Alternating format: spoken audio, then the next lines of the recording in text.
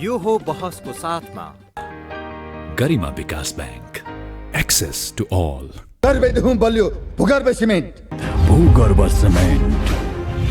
कामना सेवा विकास बैंक, प्रगतिको आधार कामना सेवासँगको कारोबार।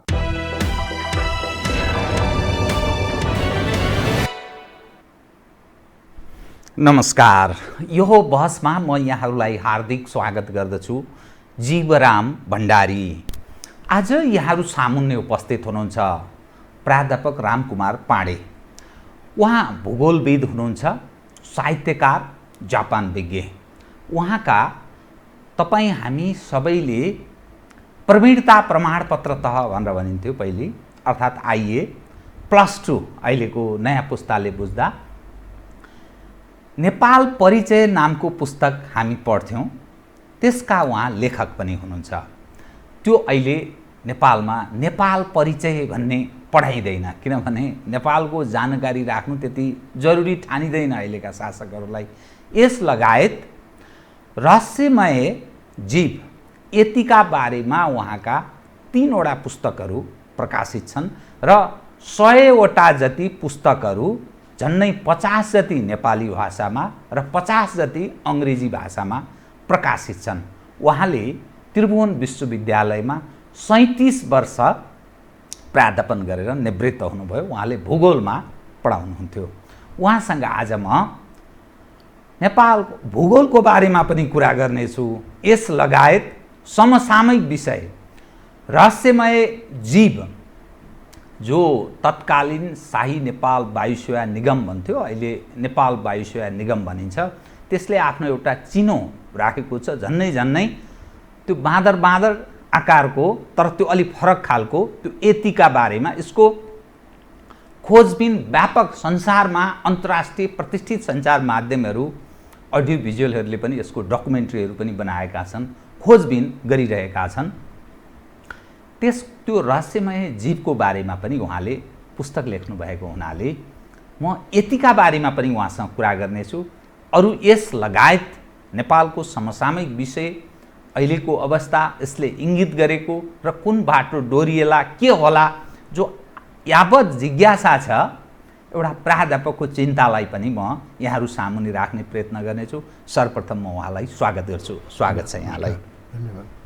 म कहाँबाट प्रारम्भ गरेँ भने यहाँ भूगोलविद अघि 37 वर्ष लगभग त्रिभुवन विश्वविद्यालयमा प्राध्यापन गर्नुभयो। नेपाल परिचय मैले चाहिँ पढेको पुस्तक आइएमा, मैले आइएलमा, ल क्याम्पसमा आइएलमा पढ्दा तपाईँको मैले पुस्तक पढेको छु। सबै विषयमा नेपाल परिचय पढाइन्थ्यो, किनभने त्यो नेपालको बारेमा न्यूनतम ज्ञान हर कोही पुस्ताले जान्नुपर्छ भन्ने उद्देश्य सायद थियो विगतमा। त्यो ठिक पनि थियो, अहिले पढाइँदैन। नेपालको भूगोल त खुम्चिँदै गयो नि त। मैले केही दिन 3-4 दिन अगाडि मात्रै बुद्धिनारायण श्रेष्ठ, सीमाविद हुनुहुन्छ, राम्रो जानकारी राख्नुहुन्छ, उहाँसँग कुरा गरेका थिएँ। उहाँलाई नै उद्धृत गरेर विषय उठान गरेँ। नेपालको भूभाग कालापानी, लिपुलेक, लिम्पियाधुरा 372 वर्ग किलोमिटर प्लस, यसदेखि बाहेक सुस्तासहित 71 स्थानमा हेर्ने हो भने भारतका तर्फबाट भारतले 600 वर्ग किलोमिटर भन्दा बढी, झन्नै 700 वर्ग किलोमिटर अतिक्रमण गरेको छ। अर्थात् सीमामाथि उसले कब्जा जमाएको छ, हाम्रो सीमा। अर्को फेरि आयो हुम्लामा फेरि 4 वर्ष अगाडि चीनले 2वटा भवन बनाइसकेको रहेछ। हाम्रा शासकहरूलाई अत्तो पत्तो भएन। अहिले त्यहाँ 9वटा भन्दा बढी भवनहरू फेरि चीनले बनाइदिएछ। यसरी हेर्दा त्यो 11 नम्बरको जो पिल्लर भनिन्छ, त्यो पिल्लरै छैन। चीन दाबी गर्छ त्यो हाम्रो क्षेत्र हो, तिमीहरूको छ भने हेर प्रमाण देऊ भन्छ। तर स्थानीय तहमा चाहिँ त्यो मानिसहरूको ध्यान आकृष्ट भयो। स्थानीय प्रशासनले पनि त्यो विषयलाई बुझेर गृह मन्त्रालयमा पठाउने काम प्रारम्भ गरेको जस्तो बुझिन्छ। उसको भनाइ चाहिँ यो केन्द्रको जिम्मेवारी हो, हामीले गरेर हुँदैन भन्ने टाइपको स्थानीय प्रशासन, अर्थात् स्थानीय सरकारको, जो स्थानीय सरकार भन्छ त्यसको त्यो छ। अनि सरकार चाहिँ मौन छ यतिखेर। यो हेर्दा मैले भूगोलबाटै गरेँ, भूगोल हाम्रो खुम्चिन थाल्यो। लौ न के गर्ने, अब यो एउटा ठुलो पीडाको विषय छ। पूर्वजहरूले आर्जन गरेको हाम्रो क्षेत्र क्रमशः जाँदैछ। शासकहरू बडा ठुलो कुरा गर्छन्, लोकतन्त्र, गणतन्त्र, सङ्घीयता, भयानक ठुलो चिज ल्याएको कुरा गर्छन्। भाषण ठुलो छ, काम केही छैन। कृपया यो अब यो अहिले हामीहरू एक प्रकारले विद्या बुद्धि र विवेक हराएको समयमा छौँ। विद्या बुद्धि र विवेक हराएको समय। त्यसकारण अब यो यति धेरै विषयहरू छन् कि नेपाललाई टोकस्ने भनौँ न, शुद्ध नेपालीमा नेपाललाई टोकसिरहेका धेरै विषयहरू छन्। त्यसमध्ये मूल विषय चाहिँ नि यो सिमाना ठान्छु। र यसलाई अध्ययन अगाडि वीरेन्द्र राजाको समयमा डाक्टर हर्क गुरुङको चाहिँ अध्यक्षतामा एउटा कमिटी बनेर त्यसले चाहिँ नि अध्ययन गराएको थियो सीमाको। र उहाँले चाहिँ नि सिफारिस गर्नुभएको थियो कि यसलाई क्रमशः बन्द गर्नुपर्छ। र यो बन्द गर्ने कसरी भन्दाखेरि अब सुरुमा त्यो नामहरू टिप्ने आवत सीमा बन्द गर्ने, सीमा होइन आवत जावत नियमन गर्ने, सबै नियमन। र आवत जावतलाई चाहिँ नै अलिकति पहिला सुरुमा चाहिँ नामहरू लेखेर चाहिँ सुरु गर्ने र पछि चाहिँ पासपोर्ट सिस्टम नै गर्ने। किनभने आखिर त दुईवटा देश होइन, दुईवटा आफ्नै भएका देशहरू हुन्। त्यस कारण त्यो गर्ने भन्दाखेरि एकजनाले चाहिँ नि डाक्टर हर्क गुरुङलाई झुन्ड्याउनुपर्छ भन्ने, त्यो अदालती एउटा मान्छे थियो, उसको नाम मैले बिर्सेँ अहिले, त्यो धेरैलाई थाहा होला। त्यो न्यायाधीशले झुन्ड्याउनुपर्छ। अब यो यस्तो देश हगि आफू कहाँ छु, आफ्नो देश के हो भन्ने नै चेतना नभए जस्तो है। त्यो सुन्दाखेरि मलाई चाहिँ धेरै दिक्क लाग्यो। किनभने उहाँले धेरै यो सेटलमेन्ट सम्बन्धी र यो चाहिँ माइग्रेसन चाहिँ धेरै अध्ययन गरेर र यहाँ चाहिँ नि भनौँ बङ्गलादेशमा गोलमाल हुनेखेरि यहाँ कयौँ बङ्गालीहरू पसे, यतापट्टि अब बर्मातिरका होइन धेरै समयमा भुटानिजहरू भयो। अब धेरै यसरी त्यहाँ सीमा चाहिँ पहिलो नियमन हुनैपर्छ। र एउटा दुर्भाग्य के भने यो नियमनको लागि पहिला अध्ययन हुनु पर्यो, हाम्रो सीमाको अवस्था के छ। र अध्ययन चाहिँ नि गहिरो किसिमबाट कुनै पनि सरकारले गरेको मलाई थाहा छैन। राजाकै समयमा पनि राजाको चाहिँ क्षेत्रीय भ्रमण गर्दाखेरि चाहिँ नि 2-4 जना विज्ञहरू, इतिहासविद, भूगोलविद लगेर ल यो क्षेत्रको अध्ययन गर भनेको, त्यसलाई खर्चको त्यति थिएन र त्यो अध्ययनले चाहिँ मद्दत गर्थ्यो होला। र अहिले त झन् शून्य नै भयो है। विज्ञहरू भनेकै जम्मै राजनीतिमा त्यो अरौटे भरौटे भनौँ, उनीहरू बाहेक जसमा विज्ञता छैन। बिहानदेखि फाइल बोकेर नेताको घर ढुकुवाहरू त्यस्ता व्यक्तिहरू चाहिँ नि वरपर छन्, नेताको वरपर छन्। र यो चाहिँ नि चाहिने काम केही पनि भएको छैन। न चाहिँ नि यो नापी महाशाखा है, नापी महाशाखाको जिम्मामा यो चाहिँ छोडेको हो धेरै जसो नक्साङ्कनका कुराहरू। र नापी महाशाखाले पनि यो राजाको क्षेत्रीय भ्रमणमा यो नक्सा पहिलोपल्ट क्षेत्रीय उसको प्रदेशहरूको चाहिँ नि भनौँ त्यसबाट नक्साहरू चाहिँ नि बन्यो। र त्यो नक्सा बन्नेखेरि पनि अहिले यसो अध्ययन गर्नेखेरि त्यो कालापानी क्षेत्रदेखि उताको जुन चुच्चो निस्का छ लिम्पियाधुरा हाम्रो चाहिँ महाकाली नदी त्यहाँबाट उद्गम स्थल, त्यो उद्गम स्थललाई नराखिकन कालापानीको यो बुच्चे नक्सा चाहिँ नि धेरै वर्ष चाहिँ त्यो प्रकाशित भयो। त्यो पनि कसरी प्रकाशित भयो भने हामीले भारतलाई धेरै विश्वास गऱ्यौँ होइन। आफ्नो देशको आफैले चाहिँ नि जम्मै नाप नक्साहरू गरेर सिमानाको राम्रो अध्ययन गरेर एउटा बोर्डरको लाइन म्यापहरू तयार हुनुपर्ने, त्यो चाहिँ नि भएन। र यो राजनीति भारतले बनाइदिएको नक्सालाई नै हामीले निरन्तर ग्रहण गर्दै गयौँ। भारतले परिवर्तन गर्दै गयो, हामीले त्यसमा ख्याल गरेन। उसको चाहिँ स्वार्थ पुरा हुने किसिमले परिवर्तन गर्दै गयो। त्यसले गर्दाखेरि यो चाहिँ नि दुर्भाग्य हुँदै बढ्दै गयो। यो म चाहिँ नि तपाईँको बुझाइमा यो 32 अलिक पुराना विज्ञहरू भन्छन्, जानकारी राख्ने मानिसहरू, 32-33 सालसम्म हामीले त्यो चुच्चे नक्सा जो लिम्पियाधुरा सहितको नक्सासहितको पुस्तक थियो, पुस्तकमा हामीले त्यही पढेको, तर यो 33 सालमा पछि चाहिँ त्यस्तो रहेन भन्ने भनाइ छ, त्यो साँचो हो? होइन, त्यो पनि साँचो हो। किनभने त्योभन्दा त्यो कसरी त्यो हजुर कृपया गर्नु। त्योभन्दा अगाडि चाहिँ नि कस्तो थियो भने मैले थाहा पाएसम्म भारतको चाहिँ नि जनसङ्ख्या जनगणना गर्दाखेरि उसले पनि अलिकति चुच्चे नक्सा प्रकाशित गरेको थियो त्यतिखेर है। नेपालको अलिकति चुच्चो उता गएको, किनभने त्यो चाहिँ त महाकाली सन्धि एक प्रकारले त्यो बेलामा भनौँ न त्यसरी चाहिँ नै उनीहरूले मान्यता दिएको। पछि 3-4 पल्ट उनीहरूले फेरे, हुँदा नदीको स्रोत समेत चाहिँ नक्कली बनाएर अब यसमा दुई देशको हस्ताक्षर नभइकन नक्सा फेर्न पाइँदैन। उसले एकलौटी गरेको थियो, उसले एकलौटी अहिलेसम्म न नेपालको स्वीकृति छ होइन। त्यो चाहिँ कालापानीमा चाहिँ नि राजा महेन्द्रको समयमा त्यो इन्डियन मिसनहरू, मेरै घर छेउमा पनि त्यहाँ इन्डियन मिसनको क्वार्टर थियो, ठुलो थियो त्यहाँ जाउलाखेलमा। त्यहाँ चाहिँ नारायण भवनमा त्यो औषधिहरू बाँड्थे उनीहरूले है, स्थानीय उसलाई गर्थे। त्यहाँ चाहिँ केही मान्छेहरूले बेमान गरे, हाम्रा युवाहरूले चाहिँ त्यो चुटेको पनि छ, चुटे त्यहाँको उसलाई है। त्यो मिसनवाला मानिसले बदमासी गर्यो भनेर नेपालीहरूले उनलाई पिटे पनि त्यो घटनाहरू भएको छ त्यो बेला। र त्यसरी पछि गएर अब एउटा भनौँ न भारतलाई चाहिँ धेरै नजिकको भएको हुनाले विश्वास गरेर उसले चाहिँ वस्तु अब हार्यो होइन, बहादुरी साथ पछि हट गयो भनेर भनेको थियो त्यतिखेर। शरण मागे हुनाले ल बस के भयो हाम्रो छिमेकी हो भनेको त त्यो विश्वासघातले अहिलेसम्म चाहिँ उसले छोडेन। र त्यसले गर्दाखेरि यो चाहिँ नि वैध कुनै हालतमा हुँदै होइन, भारतको भूमि कुनै हालतमा होइन। त्यो चाहिँ नि हाम्रो सन्धिले पनि त्यो गर्छ, प्रमाणित गरेको छ।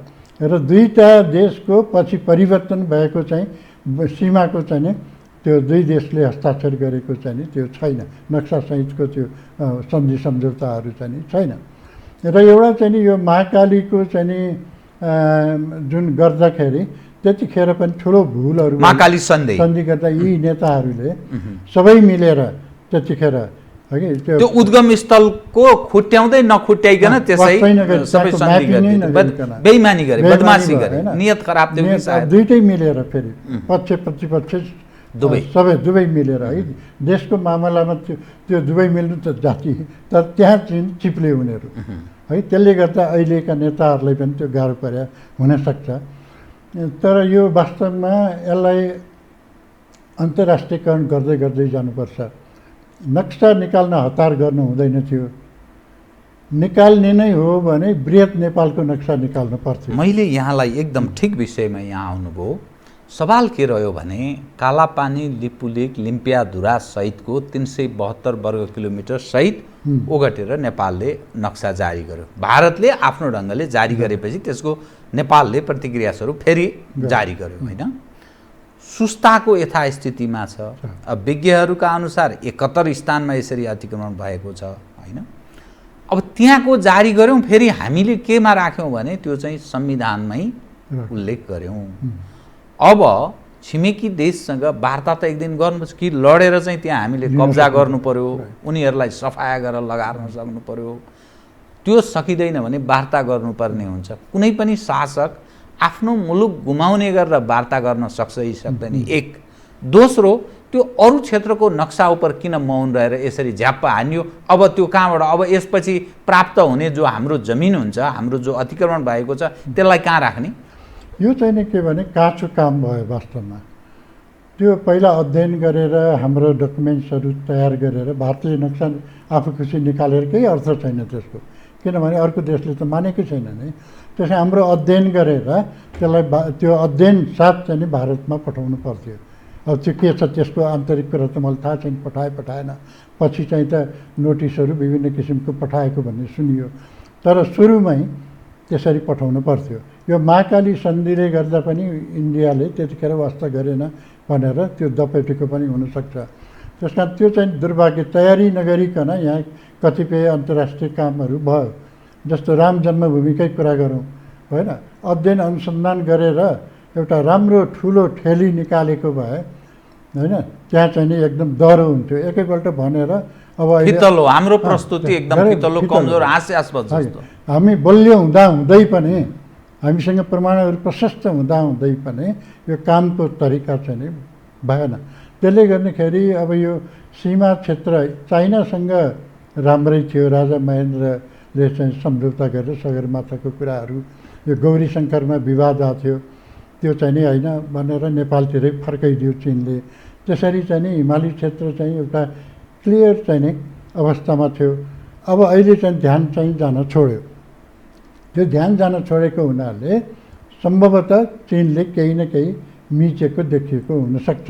यो हुम्लाको त अहिले ताजा भयो। त्योभन्दा अगाडिका पनि कतिपय ठाउँहरू छन्। यो एउटा तपाईँ एउटा भूगोलको विद्यार्थी, असल एउटा प्राध्यापक भएको नाताले निरन्तर यो चिनसँगको हाम्रो विगतको सम्बन्ध र वर्तमानमा आइपुग्दा तपाईँले केही भेद फरक देख्नुभयो र चीन उपर नेपालीहरूको धारणा अलि सकारात्मक, भारत उप नकारात्मक, माउन्ट एभरेस्टको सवाल उप यो कसरी टुङ्गो लागेको र कसले टुङ्ग्याएको, त्यो माउन्ट एभरेस्टलाई अर्थात् सगरमाथा चीनको भन्ने चिनियाहरूको पनि दाबी, नेपालको भन्ने नेपालको त हाम्रो हुँदै हो, त्यसमा त स्वभावैले हामी सगरमाथालाई हाम्रो दाबी रहने नै भयो। त्यो कसरी टुङ्ग्यो, त्यो ऐतिहासिक पक्षलाई अलिकति बताए। वास्तवमा चाहिँ के थियो भने यो सगरमाथाको मूल थाप्लो जुन छ, चुच्चो, त्यो चुच्चो भनेर चुच्चै छैन, त्यहाँ अलिकति समतल 12-15 जना बस्न हुने, समतल कति बस्न 12-15 जना बस्ने किसिमको समतल छ त्यहाँ। र त्यो भाग चाहिँ नि नेपालमा हो, उताको भाग तिब्बततिरको भाग चाहिँ नि होइन चिनको भयो भनौँ न, उता बगेको पानी ढलो, उताको चाहिँ। र त्यो मूल चाहिँ नि चुचुरो नै भनौँ, त्यो चाहिँ हाम्रो, त्यो चाहिँ थाप्लो चाहिँ नेपाल, त्यो चाहिँ नेपालको। र नेपालबाट सगरमाथा चढ्नखेरि होइन धेरै तलदेखि माथिसम्म उक्लिनुपर्छ। टिबेटियन प्लेटियो त त्यसै उच्च भागमा छ है, त्यहाँबाट 4-5 हजारको मिटरको मात्रै हो त्यो चढाइ है। त्यस कारण महत्त्व पाएको चाहिँ नेपालको चाहिँ सगरमाथाले हो है। उनीहरूले पनि सगरमाथा भनेर फोटोसोटो यताउति दिइराखेको हुन्छ, चोमलुङमा, कोमलुङमा, यो विभिन्न नामहरू छ है। तर यसमा चाहिँ नि राजा महेन्द्र चीनमा भिजिट गर्दाखेरि र त्यो उसमा मलाई लाग्छ बिपी पनि यसमा सहयोगी थिए त्यो बेलामा। र त्यो चाहिँ नि सन्धि गरेर बोर्डर चाहिँ क्लियर गरेको र त्यतिखेरको मलाई लाग्छ 360 कति वर्ग किलोमिटर चाहिँ नेपालमा आएको भन्ने चाहिँ नि त्यो बेलामा मैले सुनेको थिएँ है, त्यो कतै रेकर्ड होला। त्यसरी चाहिँ त्यहाँको सम्झौता भएपछि चिनसँग हाम्रो केही कुनै किसिमको चाहिँ नि त्यस्तो थिएन। तर यता भारतमा चाहिँ नि म विश्वविद्यालय पढ्दाखेरि 70s को कुरा हो, अहिले 50औं वर्ष भइसक्यो। 50औं वर्षमा यो सुस्ताको कुराहरू त व्यापक रूपले हामीले विरोध झन्डा बोकेर त्यो सरकारलाई दबाब पनि दिएको थियो त्यतिखेर। त्यो विद्यार्थी हुँदाको तपाईँलाई याद छ हैन? त्यो 70s मा चाहिँ नि जुलुस निस्किन्थ्यो त्यो चाहिँ विरोधमा। त्यतिखेरको विश्वविद्यालयको पत्रिका हेऱ्यो भने थाहा हुन्छ सुस्ताको बारेमा कुराहरू थियो, देउराली भन्ने पत्रिका थियो। अब त्यसरी चाहिँ नि गरेको अहिलेसम्म त्यो जिउ काट्यौँ। त्यसका सबभन्दा आवश्यक चाहिँ नि यो सीमा दक्षिणको भारतसँगको सीमालाई चाहिँ हामीले नियमन कुनै हालतमा गर्नुपर्छ। मैले एउटा रिसर्च गर्न लगाएको विद्यार्थीलाई रिसर्च गर्न लगाउनेखेरि त्यो चाहिँ नेपाल भारतको सीमाको समस्या चाहिँ झन्डै 2 दर्जन जति उसले रिपोर्ट गरेको थियो है। जस्तो ड्रग ट्राफिकिङदेखि लिएर र अहिले चाहिँ मुद्राको पनि हालसालै चाहिँ नि आएको छ, नक्कली मुद्रा भारतबाट आयो भनेर। त्यसै गरेर गर्ल्सको चाहिँ होइन वुमन ट्राफिकिङ, डिफ्रेन्ट प्रब्लम्सहरू चाहिँ 2 दर्जनभन्दा बढी चाहिँ नि त्यहाँ देखिन्छ होइन। र यो ट्रेड ट्रान्जिटको कुराहरू होइन, यस्तो प्रब्लमहरू क्रोनिकल रूपमा चाहिँ नि त्यसरी प्रब्लमहरू चाहिँ नि देखिन्छ। अब यसलाई चाहिँ नेपाल फितलो किन भयो भन्दाखेरि यो भारतमुखी चाहिँ नेताहरू भारतमै बसोबास गरे त्यहाँकै दाना पनि खाए र पछिल्लो पनि माओवादीकै नेताहरू पनि त्यहाँ 8 वर्ष जस्तो लाग्छ मलाई त्यहाँ बसेर नेपालमा चाहिँ नि बम र राजा महेन्द्रको समयमा जनश्रमदानबाट एक मुठी चामल त्यो अन्तर्राष्ट्रिय सहयोग लिएर होइन त्यो चाहिँ नि बाटो बनाउनलाई चाहिँ त्यो खाद्यान्नको कार्यक्रमबाट चाहिँ नि बाटो खन्न लगाएर गरेको समय है त्यस्तो समयमा चाहिँ नि दुःख गरेका नेपालीहरूले बनाएका कुराहरू पुल भत्कैलिए है पुलदेखि लिएर चाहिँ नि यो वडा कार्यालयहरू पञ्चायतका चाहिँ भवनहरू सारा भत्काइयो है त्यो खाइ नखाइ बनाएको र यो धेरै कुराहरू नोक्सान भयो है त्यो के भने अर्काको उसमा आडमा र नेपाली नै भएर चाहिँ सोच्ने नेताहरू चाहिँ राजनीतिमा लागेको ज्यादै अल्प होलान् पार्टीभित्र नेपाली नै विचारका होइन नेपाली चाहिँ सोचका त्यो चाहिँ देखेन अर्काको आडमा विशेष गरी अब यो कङ्ग्रेसको चाहिँ नि राजा महेन्द्रमाथि बमको अट्याकदेखि लिएर अघि त्यतिखेर चाहिँ नि जवाहरलाल नेहरूलाई टक्कर दिने राजा मलाई सम्झना छ यो चाहिँ 18 सालमा त्यो बम काण्ड हुँदाखेरि भारतलाई चाहिँ नि उहाँले कसरी चाहिँ नि त्यो अभिव्यक्ति दिनुभएको थियो भने यो चाहिँ नि जवाहरलाल नेहरूको कपाल शान्तिकै प्रतीक हो सेतो कपाल है हामीलाई उहाँबाट ऊ छैन कुनै डर छैन भनी जस्तो कसरी एउटा सटारिकल हिसाबबाट राजा महेन्द्रले है त्यसरी चाहिँ नि देशको सारा कुरा जम्मै भारतीय मुद्रा भारतीय टिकट त्यो भारतीय राजदूतावास अगाडि टिकट सिटिकट दिने अघि हामीले भोगेको कुराहरू है पाठ्य पुस्तक जम्मै इन्डियाको है नेपालको चाहिँ नि उसमा चाहिँ पैसा पक्की पैसा चाहिँ नि भारतीय चाहिँ त्यो भारू है यसरी चाहिँ नि सारा कुरा भारतको भइरहेकोमा उहाँले एउटा स्तरीयता प्रदान गरेर एउटा राष्ट्र जगाएर अहिले पनि उहाँकै जगमा चाहिँ नेपाल टिकेको छ।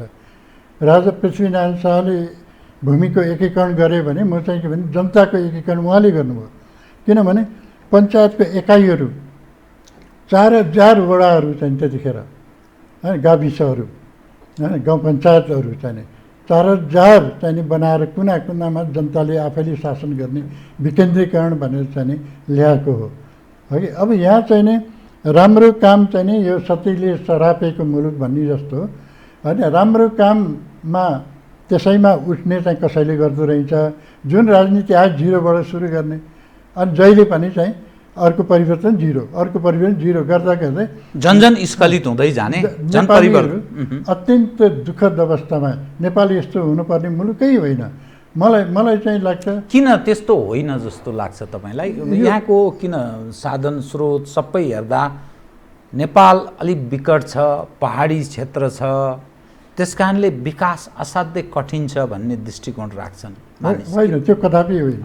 मैले चाहिँ राजाको भाषणलाई पनि कति बेला खण्डन गरेको छु त्यो बेला लेख लेखेर यो चाहिँ नि भौगोलिक कठिनाइले गर्दा नेपाललाई विकास गर्न कठिन भएको भन्ने कुराहरू राजाको भाषणमा पनि आउँथ्यो र अहिलेको नेतासम्मले त्यही कुरा गरिरहेछन्।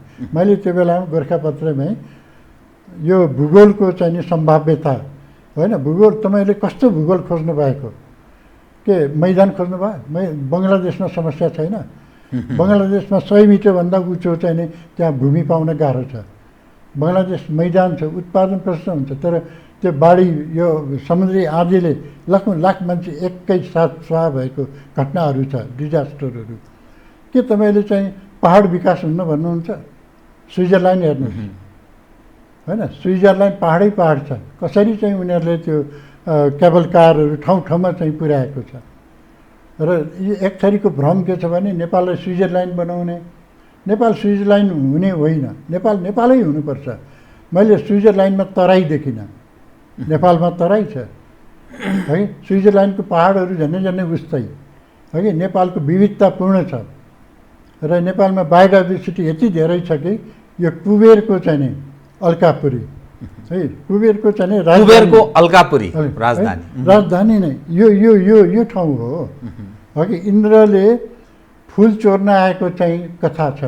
इन्द्र जात्रा त्यसै सुरु भएको होइन नेपालीहरू कस्तो थिए भने चोर राजै भए पनि त्यो चोरलाई चाहिँ पाता कसरी राखेको छ होइन। पछि चाहिँ सर्ट गराएर ल पानी दिन्छु होइन, पानी चाहिँ पर्याप्त छैन पानी दिन्छु भनेर इन्द्र त उसको पनि राजा भए पानी दिने जलवृष्टि गर्ने र त्यो शर्त राखेर र नेपाली मृतकहरूलाई चाहिँ स्वर्ग लाने भन्ने चाहिँ शर्तमा है त्यो चाहिँ नि अनि राजा भनेपछि थाहा पाएपछि भव्य स्वागत गर्यो है। र त्यतिखेरको इतिहास हेर्दाखेरि हाम्रो चाहिँ तुलजा भवानी तिनटै सहरमा तिनटै राज्य भनौँ न भक्तपुर ललितपुर उसमा तुलजा भवानी चाहिँ राजाले मान्ने चलन थियो। त्यो तुलजा भवानी भनेको सेक्रेटरी भन्ने कि अथवा त्योभन्दा माथि होइन राजालाई मन पराउने र यो शासनलाई चाहिँ नि उसले गाइड गर्ने र मध्यरातमा चाहिँ नि एउटा सरसल्लाह पासा खेल्ने यस्तो कथाहरू छ है। त्यो पछि चाहिँ नि राजाले त्यहाँ अलिकता आँखा लगाएपछि नराम्रो दृष्टि लगाएपछि उनले छोडेर गइन् र उनले के भने म कुमारीको रूपमा प्रकट हुन्छु। तुलजा भनेको नारीको प्रतीकको रूपमा है। अहिले पनि त भनौँ न अफिस सेक्रेटरीहरूमा तुलजाहरू नै छन् नि त्यहाँ नारीहरू, किनभने नारीबाट उत्साह हुन्छ होइन, मान्छेलाई एउटा प्रफुल्लता एउटा वातावरणै फरक हुन्छ, उनीहरू सिन्सियर हुन्छन् होइन सबै कुराबाट है। त्यो हिसाबले चाहिँ अहिले पनि त्यही पद्धति छ। त्यो सचिव चाहिँ एज अ सहयोगीको रूपमा नारीलाई राख्ने चलन छ होइन। अब त्यो हाम्रो पुरानो परम्परा हो है। त्यसरी चाहिँ इन्द्रलाई सजाय पनि गरे, इन्द्रलाई एकदमै ठुलो स्वागत 7-8 दिनसम्म चाहिँ भव्य थियो होइन। इन्द्र ध्वजोत्थान गरिकन हनुमान ढोकामा है त्यसलाई चाहिँ उद्घाटन गरेर धेरै ठुल्ठुलो उहरू कुमारी गणेशको उसको चाहिँ त्यहाँ यात्रा नै गराउने भयो। त्यस कारण यस्तो मुलुक कि यो चाहिँ नि इन्द्रचोक होइन। यो काठमाडौँ भनेको त एउटा साँच्चीकै चाहिँ नि आनन्दपुरी पनि भनेको छ वंशावलीहरूमा। यो साँच्चीकै एउटा स्वर्गको एउटा भाग हो र यहाँबाट राज्य सञ्चालन होइन। पृथ्वीनारायण शाह चाहिँ नि इन्द्रजात्राकै दिन काठमाडौँमा चाहिँ नि आउँदाखेरि सजिलोसँग त्यो त्यतिखेर चाहिँ नि यहाँको जयप्रकाश मल्ल चाहिँ भागेर पाटनतिर कता गए है। सेनाहरू तयार थिएन, यसै छोडिदियो। जात्राहरू भव्य भइराखेको, भोजहरू खाइराखेको रमाइलो गरेर ठ्याक्क चाहिँ नि हमला भयो र गद्दी खाली भएर उसले जयप्रकाशले छोडेपछि त्यहाँ गएर थपक्क चाहिँ पृथ्वीनारायण शाह बसे र चाहिँ नि कुमारीले 5 हातले चाहिँ नि श्री 5ले चाहिँ टिका लगाइदिएपछि चाहिँ नि यहाँको चाहिँ नि एकीकरण भयो नेपालको। त्यो बेलामा हाम्रै परिवारले भनौँ हाम्रै वंशहरू तुलाराम पाँडे चाहिँ बितेका छन् त्यहाँको तुलजा भवानीकै मन्दिरको अगाडि कि त्यसको त्यो रहस्यमय मृत्यु भएको छ त्यहाँ है। त्यस कारण त्यो बेलामा तुलजा भवानीको दर्शन जसले पाउँछ उही राजा हुने त्यो एउटा विश्वास पनि थियो यहाँ काठमाडौँमा है। त्यस कारण यस्तो हाम्रो विरासत सांस्कृतिक धार्मिक है कि जीवन स्वर्ग जाने कल्पना मान्छेले धेरैले गर्छ, तर हाम्रो त प्रक्रिया छ होइन। विभिन्न किसिमको एउटा धर्म गर्ने राम्रो काम गऱ्यो भने, एउटा चाहिँ नि समाजको सेवाहरू गऱ्यो भने होइन त्यसको बाटो चाहिँ नि स्वर्गको खुला हुन्छ। र फेरि नेपालीहरूमा चाडपर्व जात्रा मेला यति धेरै छ कि त्यसले चाहिँ नि मान्छेलाई जहिले पनि उमङ्गमा राख्ने, बुढो भएको पत्तै हुँदैन। ल भोलि यो जात्रा छ, भोलि यो पूजा छ, पर्सि यो छ है, पर्सि त्यहाँ जाने। यो दुनियाँमा कहीँ पनि छैन। अमेरिकामा मैले हेर्दाखेरि म त्यहाँ थिएँ, हलोविन भन्ने मनाउने रहेछ त्यो भूत प्रेतको चाहिँ नि होइन दिवस। अरू त्यस्तो किसिमको छैन। त्यो पनि ग्यादरिङ गऱ्यो, त्यो टर्कीको मासु खानै भेला हुँदो रहेछन् अहिले एक किसिमले। बाहिर घर घरमा चाहिँ फर्सीको चाहिँ उसमा बत्ती बालेर त्यो झिलिमिली पार्ने रहेछ, अलिकति भूतको दिन भन्दो रहेछ है। अब हामी कहाँ त त्यो हरेक दिन जात्रा मेला छ, त्यसले मान्छेलाई उत्साह दिइराख्यो। अब यो कुरा चाहिँ नि यो अहिलेका नेताहरूले बुझेनन्। हाम्रो परम्परा, मूल्य, मान्यता, संस्कार, संस्कृतिको रूपमा यसरी विकास भएको छ। यसको ठुलो महत्त्व छ मानव जीवनमा, हाम्रो पहिचानका लागि पनि यसको ठुलो दर्शन छ, व्यक्तिको लागि होइन एउटा। अब यसरी चाहिँ नि चलेको मुलुक है। अब यहाँ चाहिँ नि भनौँ एक किसिमले भनौँ न राजाले हाँसी मैले अहिले पनि त्यो दृश्य आउँछ नयाँ इटे दरबारको चाहिँ नि उता पश्चिमपट्टिको गेटबाट हाँसी चाहिँ नि नागार्जुनतिर लागेको अघि र मलाई के लाग्यो भने राजाले चाहेको भए यहाँ चाहिँ नि 200 मान्छे पनि मार्नु पर्दैन थियो। त्यति मात्रै मारिदिएको भए जम्मै चाहिँ अर्कै परिस्थिति राणाले चाहिँ कोत पर्व चलाएर 100 वर्ष चाहिँ राज गरे जस्तो होइन यहाँ पनि 100 वर्ष जान्थ्यो। तर भइदियो के भने राजामा त्यस्तो हत्या हिंसाको चाहिँ धर्मले दिँदैन, राजधर्मले है। माओवादीलाई पनि किन मार्ने, ऊ पनि नेपाली नै हो होइन, तर नेपाली त हो होइन। मलाई पनि त्यो नेपाली जोसुकै भए पनि त्यो नेपाली चाहिँ नै नेपाली हो भने त एउटा भित्रदेखि नै दया लाग्छ। तर नेपाली राक्षसको रूप लिएर आयो भने के गर्नु होइन। त्यो त्यसमा गिरिजाप्रसाद कोइरालाले त्यो होलेरी काण्ड उप होलेरीमा माओवादी एकै ठाउँमा स्वाहा बनाउन चाहन्थे गिरिजा सेना परिचालन गर्न, तर दरबारले धेरै ठुलो राजाले तत्कालीन राजाले धेरै ठुलो सङ्ख्यामा मानिस छन्, त्यो ठुलो नोक्सानी हुन्छ, त्यसले भोलिका दिनमा दीर्घकालीन असर गर्छ भनेर रोकिदियो भनेर त्यो टसलको स्थिति त्यो पनि देखिन्छ। र यो पछि चाहिँ नै तपाईँको यो जम्मै परिवर्तन भइसकेपछि सूर्यबहादुर थापाको समय जस्तो लाग्छ मलाई, उहाँको समयमा हापुरे वार्ता भएको थियो। त्यो हापुरे वार्तामा 2 जना कमल थापा र प्रकाश चन्द्र लोहनी जस्तो लाग्छ है, 2 जना जानुभएको थियो। र त्यो बेलामा वार्ता के गर्ने, एउटा चाहिँ नि संविधान बाहेक अरू चाहिँ जे पनि छोड्ने भन्ने जस्तो भएको थियो। र संविधानमै माओवादी अडिग रह्यो, शर्त भनौँ संविधान सभामा है, त्यो नगरिकन नमान्ने भयो।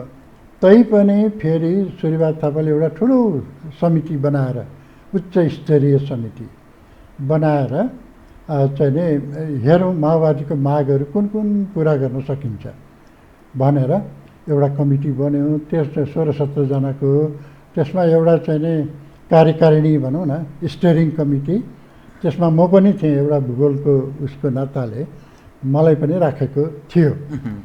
र हामीलाई 3 महिना समय दिएको, 3 महिना हामीले यति मेहनत गऱ्यौँ कि नेपालको चाहिँ नि स्वरूप के हुने, त्यो चाहिँ नि 75 जिल्ला 5 वटा चाहिँ नि क्षेत्रदेखि लिएर त्यसमा कसरी पावर डेलिकेट गर्दै जाने होइन, डिभोल्युसन अफ पावर होइन, कसरी चाहिँ सेयरिङ गर्नेदेखि लिएर यो परिवर्तन गर्दा कानुनहरू कहाँ छुन्छ त्यसलाई कसरी उ गर्ने लाने सम्पूर्ण गरेको यत्रो ठुलो डकुमेन्ट तयार भयो है। त्यही बेलामा 2-3 महिनामा यो मन्त्रीमण्डल परिवर्तन भयो, देउवाको मन्त्रीमण्डल परिवर्तन भयो र सूर्यबहादुर थापा आए। सूर्यबहादुर थापाको पनि 3 महिना 4 महिना पनि टिकेन, त्यो पनि गयो। अनि हाम्रो चाहिँ एउटा अलमल भयो, प्रधानमन्त्रीको अध्यक्षतामा बनेको समिति होइन। अब त्यो रिपोर्ट कसलाई बुझाउने, अनि 2 महिना थप्यो, अर्को थप्यो होइन। ऊ चाहिँ सूर्यबहादुर थापा चाहिँ नि गएपछि अर्को को लोकेन्द्रबहादुर कि को आउनु भएको छ होइन, होइन लोकेन्द्रबहादुर ऊ नै आयो, देउवा नै। देउवा आएपछि के भयो भने त्यो रिपोर्ट हामी बुझाउन गयौँ। गोर्खाका राजाले न्याय गरे भनेर शेरबहादुरको त्यो स्टेटमेन्ट होइन, उसले चाहिँ नि रिपोर्ट हामीले चाहिँ शेरबहादुर देउवाले टाइम लिएर गयौँ मन्त्री परिषद उसमा। त्यो रिपोर्ट चाहिँ नै हामीले बुझायौँ, त्यसको ब्रिफिङ पनि राम्रोसँग गर्न पाएको छैन। यसो हेरेर तपाईँहरूले राम्रो काम गर्नुभएछ, ल यो चाहिँ नि अहिले संसद छैन भनेर उहाँले सचिवलाई दिनुभयो है। अब त्यहाँ अहिले पनि त्यो डकुमेन्ट हेऱ्यो भने एउटा सुन्दर नेपालको परिकल्पना एकदम जगदेखि नै कसरी उठाउने त्यसमा छ होइन, एकदमै राम्रो छ। तर त्यो डकुमेन्ट होला भन्ने मलाई विश्वास छैन, किनभने नेपाल त अब तर त्यसबाट केही चाहिँ प्रतिशत यिनीहरूले लिए पछिकाले है। त्यो चाहिँ नि गाउँपालिकाहरू, यो पालिका भन्ने नाम मैले नै दिएँ हो, गाउँपालिका होइन, नगरपालिका हुन्छ भने गाउँपालिका किन हुँदैन भने नामै चाहिँ मैले त्यहाँ उ गरेको, प्रस्ताव गरेको, त्यो पास भएको त्यतिखेर। र त्यसमा चाहिँ नि तपाईँको सम्पूर्ण कुराहरूमा विस्तृत छ, यो क्षेत्र विभाजन पनि कति गर्ने, त्यो बेलामा जनजातिको एउटा आथ्यो, त्यसपछि माओवादीको आथ्यो, 9वटा 11वटा, अनि डाक्टर हर्क गुरुङको पनि 25वटा जिल्ला घटाउने, यो जम्मै हेरेर त्यो कुनै पनि चाहिँ यो नेपालको लागि उपयुक्त हामीलाई लागेन र अनि हामीहरूले नै त्यसलाई एक्सर्साइज गरेर केही नमुनाहरू पनि दिएको छ। त्यसमा प्रदेशको पनि कल्पना गरिएको थियो। प्रदेश भनेको यो 5 विकास नै, किनभने यो 5 विकास क्षेत्रलाई प्रदेशमा कन्भर्ट गर्ने कुरा होइन, यसमा चाहिँ यसको अधिकार कर्तव्यहरू जम्मै चाहिँ त्यहाँ दिएको छ। त्यसरी एकदम सुन्दर नेपालको परिकल्पना अहिले पनि कुल माइन्डले नेताहरूले हेऱ्यो भने उनीहरूले बुझ्छन् बुझ्दैन मलाई थाहा छैन। यहाँले ठिकै सन्देश दिने प्रयास गर्नुभएको छ। यो जब संसारमा हरेक राजनीतिक वृत्तका मानिसहरू आफ्नो मुलुकलाई केन्द्रमा राख्छन्, केन्द्रमा राखेर त्यो देशको निरन्तर उत्थान र उन्नतिको कल्पना गर्छन् कि हामीभन्दा धेरै पछाडि रहेको अलिकति इतिहासलाई कोट्याउने हो भने दक्षिण कोरियाको पनि धेरै लामो समय छैन प्रगति भएको, चीनकै पनि अझ यो तिब्बतको 25-30 वर्ष अगाडि त्यो सडकमै गम खाने त्यस्तो एउटा बडा कन्तबिजोगको अवस्थाबाट त्यो तिब्बतीयहरू गुज्रेका आज उनीहरूको जीवनस्तर, भारतको पनि बिहारमै पनि यत्रो प्रगति भइसक्यो, उनीहरूले धेरै गरे, भुटान कहाँ पुगिसक्यो, बङ्गलादेश त्यस्तो अवस्थाको देश कहाँ प्रगति गरेर कहाँ पुगिसक्यो, श्रीलङ्काले अलग आफूलाई अस्तित्व स्थापित गरेको छ। त हामी कहाँ हाम्रो चाहिँ किन प्रत्येक साल हाम्रो अवस्था खस्कँदै ओह्राल लाग्ने कारण के? र फेरि भनिन्छ के भने सारा अधिकार प्राप्त गर्यो, अब राजनीतिका लागि लड्नु जरुरी छैन है, अब सिद्धियो, अब त आर्थिक क्रान्ति भन्छ, जनताको हालत यो, देशको अवस्था यो, इन्टरनेसनल कम्युनिटीमा हाम्रो यस्तो अवस्था छ कि जुन कारणले हामीलाई काहीँ न काहीँ लाजमर्दो स्थिति छ। यो के कारण यो तपाईँ के भने 46 सालको आन्दोलन हुँदाखेरि मैले पत्रपत्रिकामा लेखेको थिएँ, एउटा राजनीतिको उच्च स्तरीय शिखर सम्मेलन हुनु पर्यो होइन, कसको माग के हो, कसरी जाने देशको चिन्तन गरेर अनि मोडालिटी चाहिँ एउटा डेभलप गर्नु पर्यो भन्ने हिसाबको त्यसमा छ। पछि यही कुरालाई शैलेन्द्र कुमार उपाध्यायले पनि बेला बेलामा उहाँले नि बोल्नु भएको थियो है।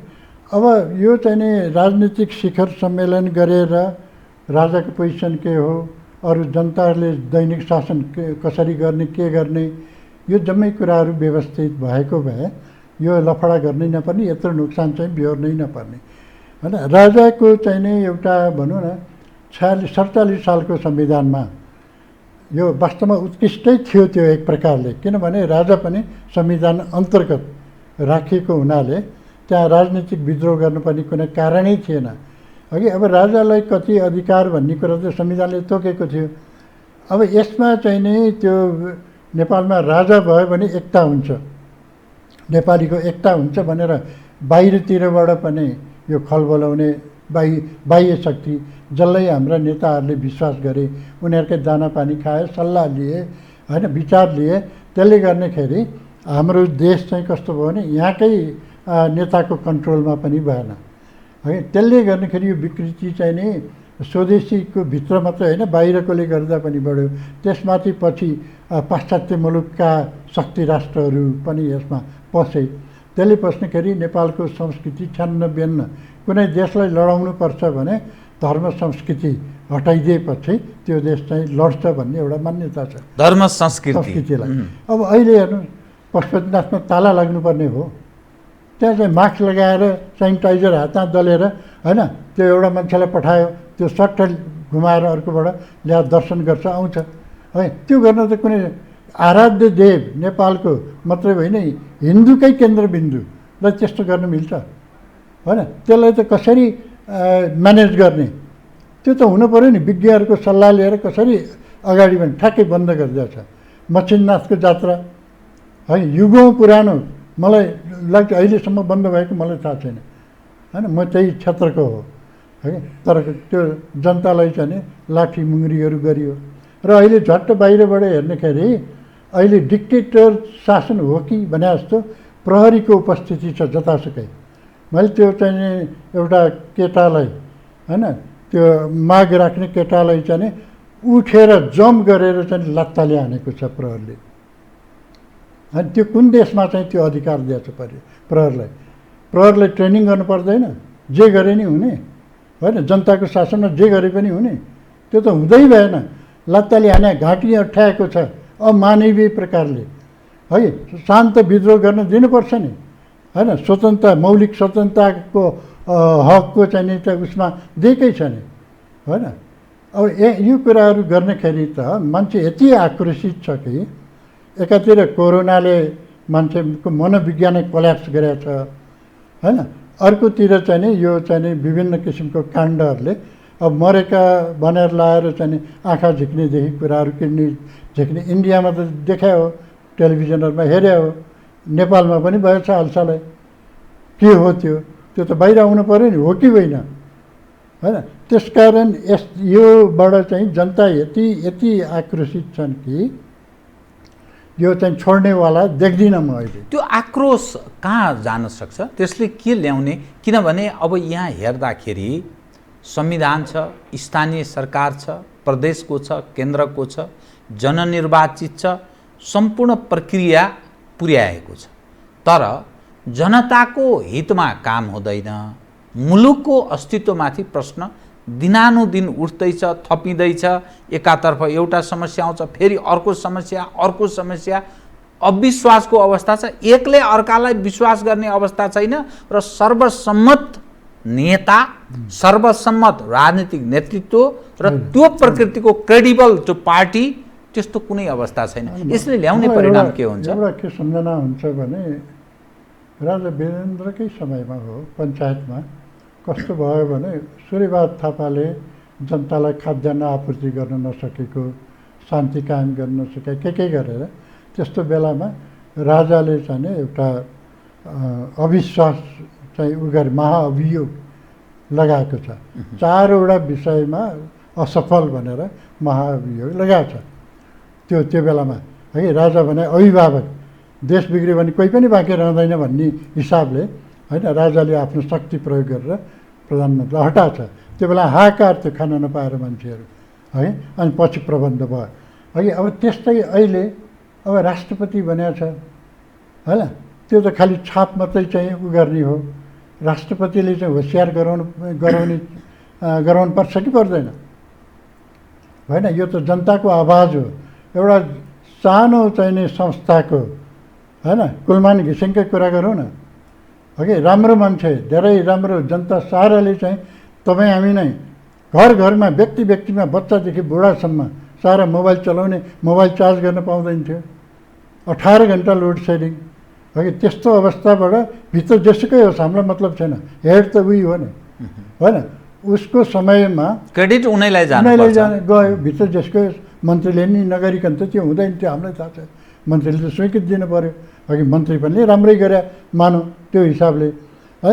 यस्तो गरेको मान्छेलाई त्यो छोड्नुभन्दा 1 महिना अगाडि नहोला तपाईँले फेरि काम गर्नुपर्ने भयो है भनेर गर्नुपर्ने, उसले तकमा पाउनुपर्ने। हेर्नुहोस् है, अहिले त्यत्रो जनतालाई उद्धारै भनौँ यो देशकै हगि। मैले नै चाहिँ त्यो उहरू त्यो अल्टरनेट इनर्जीको लागि जेनेरेटर समेत किन्न पऱ्यो हेर्नुहोस् है। अब त्यो जेनेरेटर लास्टमा मैले बेच्नलाई है। तर के भने जनताको कति पैसा थियो, इन्भर्टर केदेखि लिएर दुनियाँ ब्याट्रीदेखि दुनियाँभर अर्को आम्दानीको स्रोत बनाए व्यापारीहरूले, विभिन्न इन्ट्रेस्टेड ग्रुपले। इन्भर्टरहरू पनि निकासी धेरै भइरहेछ अरे। अब के हो भित्रको होइन त्यो थाहा छैन। त्यसकारण त्यस्तो व्यक्तित्व त बाहिरबाट छानी मन्त्री बनाउनु पर्छ भन्छु म त। 2-4 जना मन्त्रीले राम्रो काम गर्यो भने जसकोलाई जान्छ, प्रधानमन्त्रीलाई नै जान्छ, फलानु प्रधानमन्त्री। योभन्दा मलाई एउटा फेरि अर्को सम्झना के भयो भने मनमोहनको समयमा मनमोहनको सचिव, निजी सचिव, उहाँको नाम म अहिले लिन, उहाँले चाहिँ नि दाइ कस्तो छ त हाम्रो शासन भने सुरुमै उनले चाहिँ प्रश्न गरे मलाई, सल्लाहकारै नजिकको। मैले भने होइन यो सुरुमा त अहिले जनताहरूले खुसी भएछन्। किन खुसी भयो भने फोहोर थियो के त्यो शासनभन्दा अगाडि, टोलमा गन्धमूल थियो, त्यो तुरुन्त सफा गरे हो। जनतालाई प्रभाव पनि त त्यही हो होइन। जनता चाहिँ यो मामला उ छन् भनौँ। अनि मैले के सल्लाह दिएँ भने हेर्नुहोस्, कुनै पनि प्रधानमन्त्री भइसकेपछि आफ्नो हातमा शासन सत्ता भइसकेपछि त्यो पार्टीको चाहिँ नि पेट हुनु हुँदैन। सबै नेपालीको कल्याण सोच्नुपर्छ र राम्रो मान्छे लगेर विभिन्न पदमा राख्यो भने त्यसले राम्रो काम गर्दा क्रेडिट कसको हुन्छ भन्दाखेरि त्यही सरकारको हुन्छ होइन। मैले यसै भनेको है भने होइन दाइ मैले चाहिँ त्यो पनि गरेँ, 1-2जनालाई मैले ऊ पनि गर्न लगाएँ, पद दिन लगाएँ। तर यहाँ एक थरी मान्छे कस्ता निस्के भने यो चाहिँ नि ढुङ्गा हान्ने हामीहरू खानेहरूको ज्यान मूल्य होइन खानेहरूको भनेर विद्रोह गरे। अब त्यो त पार्टीले मिलाउनु पऱ्यो नि, आन्तरिक डिसिप्लिनका कुराहरू कसको के क्षमता छ होइन, त्यो गर्नु पऱ्यो नि त। अब अहिले हेर्नुहोस् राजदूतहरू कस्ता राजदूतहरू ब्लड मनी खाइदिनेदेखि लिएर है जनताको चाहिँ कस्तो समस्या आन्दोलन गर्नुपर्ने यसो गरिदेऊ भनेर विदेशमा बसेका छन् नेपालीहरू। यही हो शासन। तपाईँको दृष्टिकोणमा जुन अवस्थामा नेपाल छ, म अब 2 विषयलाई यहाँलाई फोकस गर्छु। जुन अवस्थामा नेपाल छ के यस्तै चल्छ कि अर्को स्थिति सिर्जना हुन्छ, के ठान्नुहुन्छ तपाईँ? होइन अहिले जनताको आक्रोश मैले त मेरो त सम्पर्क भनौँ तल्लोभन्दा तल्लो लेभलको जुन ठानिन्छ त्यस्ता सामान्य मान्छेदेखि लिएर माथिल्लो मान्छेहरूसँग छ। विभिन्न राजनीतिक बुद्धिजीवी पनि मौका आउनुहुन्छ है छलफल गर्न उ गर्न। र मैले चाहिँ के भन्छु भने यो परिस्थिति धेरै अगाडि बढिसकेको छ आन्दोलनको, किनभने जनता यति आक्रोशित यति पीडित छन् कि सरकारले एउटा सामान्य यो कोरोनाको समयमा एउटा खाद्यान्न दिन सकेन। रत्नपार्कमा पानीमा चुटिएर चाहिँ नि मान्छेहरूले खाना खाइरहेछ, दिइरहेछ समाजसेवीहरूले। त्यो जिम्मा कसको? सरकारको होइन? खुवाउन पर्दैन जनतालाई होइन, मारेर पठाउने। र कोरोना कालमा चाहिँ तपाईँको आत्महत्या गर्ने कति बढे, क्राइमहरू चाहिँ नि कति बढे घरै। त्यो हेर्नेखेरि त यो त कोरोना त केही पनि होइन होइन। त्यसै त नेपालीहरूले रुगा पचाउने होइन, निमोनिया पचाउने, पिनास पचाउने गरे हुन् नेपालीहरूले। नेपाली धेरै मरेको छैन त्यो अरू रोगबाट। र म चाहिँ तपाईँको पाटन हस्पिटल जाँदाखेरि एउटा अचम्म के लाग्यो भने सुनसान छ, मान्छे नै छैन। जहाँ भयानक भिड हुन्थ्यो मान्छे छैन है। त्यो चाहिँ नि उसमा पनि इमर्जेन्सीमा पनि टन्नै हुन्थ्यो, मान्छे छैन। ए बाबा ती रोगीहरू कहाँ गए होइन? अस्पताल जचाउने पनि यो के भइरहेको छ? यो के भएको? मलाई के लाग्यो भने यो अलिअलि टाउकोदेखि केही भयो भने जाँच्न गयो, ल कोरोना भयो भने ठेलिदियो होइन उसलाई कोरोना। एकातिर त्यो, अर्कोतिर यो प्राइभेट हस्पिटलहरू बन्द भयो भने पशुपतिमा गएर अहिले पनि भन्छन् मान्छेहरूले त्यहाँ हेऱ्यो भने 50% पनि लासहरू आउँदैन है। भनेपछि कसरी मर्दा रहेछन् मान्छेहरू? यो बडा एउटा खोजीको विषय, रिसर्चरहरूका लागि पनि एउटा ठुलो महत्त्वपूर्ण विषय। जम्मै नक्कली औषधिहरू आइरहेको छ होइन। दुनियाँभरको मान्छेहरू त्यहाँ व्यापारीहरू पसिराखेको छ, किडनीको चाहिँ देखि लिएर दुनियाँभरको छ अहिले घुसिसक्यो है। त्यसो भएको हुनाले अनेकौँ धन्दा भएको हुनसक्छ। यो बडा टाठो हुनुपर्ने समय पनि छ। यो चाहिँ नि जनताहरू सबैतिरबाट पीडित है। त्यो भएको हुनाले भित्र यति आक्रोशित। म त भन्छु त्यसले फेरि बर्बाद त गर्दैन मुलुकलाई होइन। माओवादीको कार्यकर्ता पनि रुष्ट छ, जसलाई अनेकौँ लोभ लालच देखाएर स्कुलबाट पढ्दैको विद्यार्थीहरूलाई उठाएर के लोभ लालच देखाएर कार्यकर्ता तहमा सबैको त्यस्तो छ। काङ्ग्रेसभित्रका, कम्युनिस्टभित्रका, माओवादी, विगतका अरू खाले तराई केन्द्रित।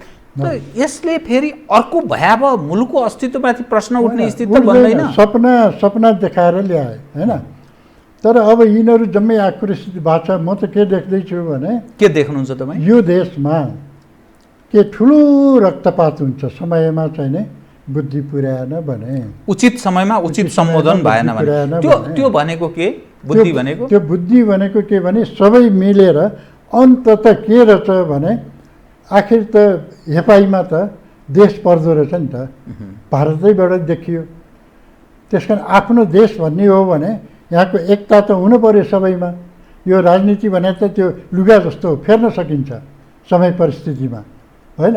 त्यो भएको हुनाले राजालाई पनि स्पेस कुन रूपमा दिने, अथवा 46-47 सालकै संविधानमा अलिअलि थपघट गरेर अहिले आधुनिक केही परिवर्तनहरू गरिकन त्यसैलाई रिभाइभ गर्ने कि किनभने यो असफल भयो भने त त्यहीँ ब्याक हुनुपर्ने हुन्छ।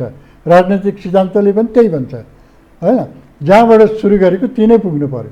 असफल हुनुको अर्थ त्यहीँ प्रवेश, त्यहीँ फर्कनुपर्छ होइन। बाटो दिशा त हरायो त्यो, त्यहाँ जानुपर्ने। त्यस कारण त्यो भएको हुनाले यो अहिले गोल्डन समय नेताहरूको लागि सारा नेतालाई सरापेको छ। हेर्नुहोस्, गिर्जालाई यिनीहरूले ठुलो ठुलो के न के परिवर्तनको के बाघ के भने नेता भने गिर्जाको अहिले त्यही पार्टीले नाम लिँदैन। बिपीले चाहिँ नि संस्थापन गरेको र बिपीले जस्तो जेल नेल दुःख कसले पाए होइन। तर बिपीको चाहिँ नि बुद्धिको बिर्को खोलेर पछि इन्दिरा गान्धीले दपेटेपछि देशै र चाहिँ ठुलो मिलेर गरौँ भनेर आयो नि, गर्दन जोडिएछ भनेर होइन।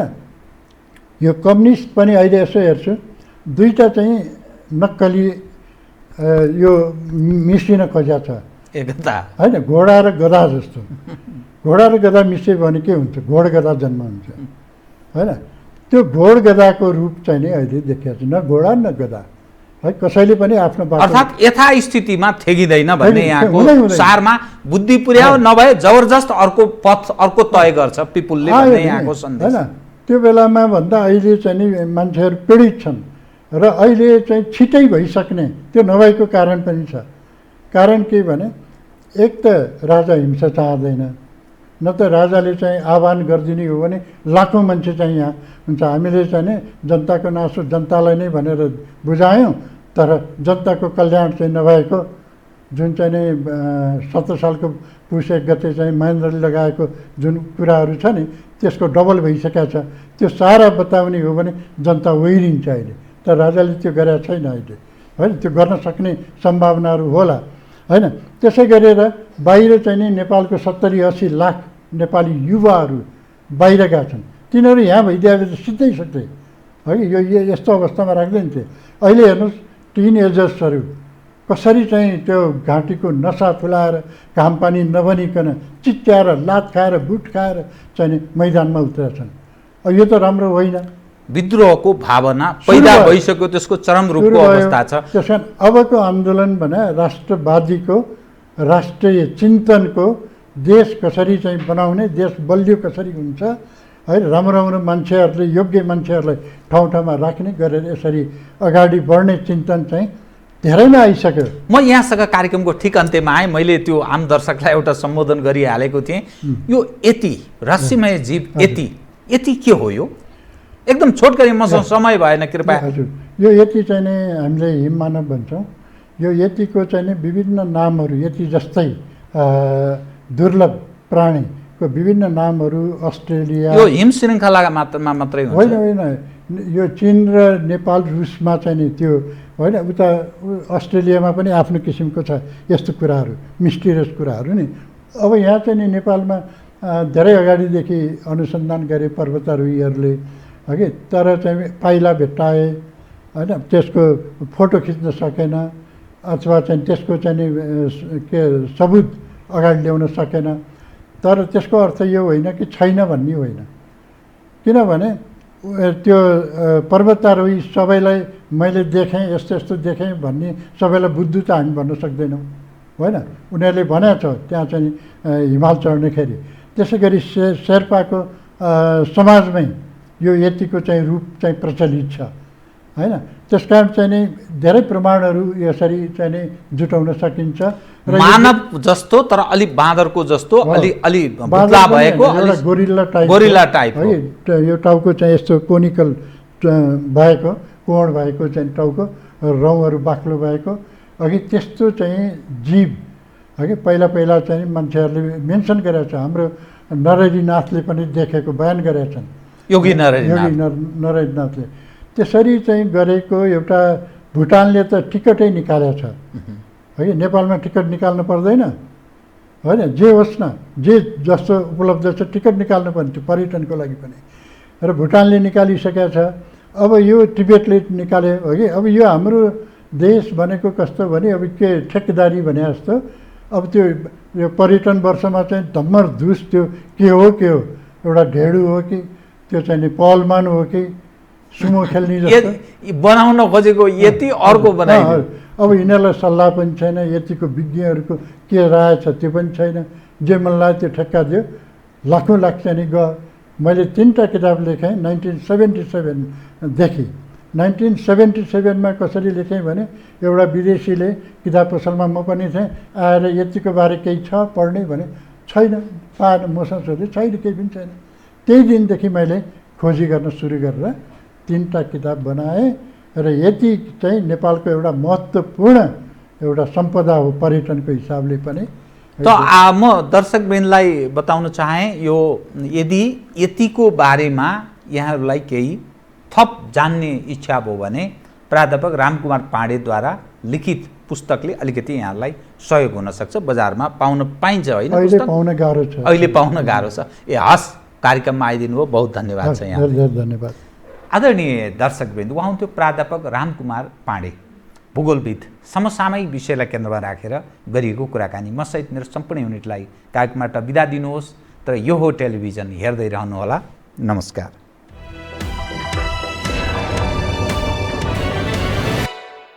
यो हो बहसको साथमा गरिमा विकास बैंक, एक्सेस टु ऑल। गर्भेदहुँ बलियो भूगर्भ सिमेन्ट। भूगर्भ सिमेन्ट। कामना सेवा विकास बैंक, प्रगतिको आधार कामना सेवासँगको कारोबार।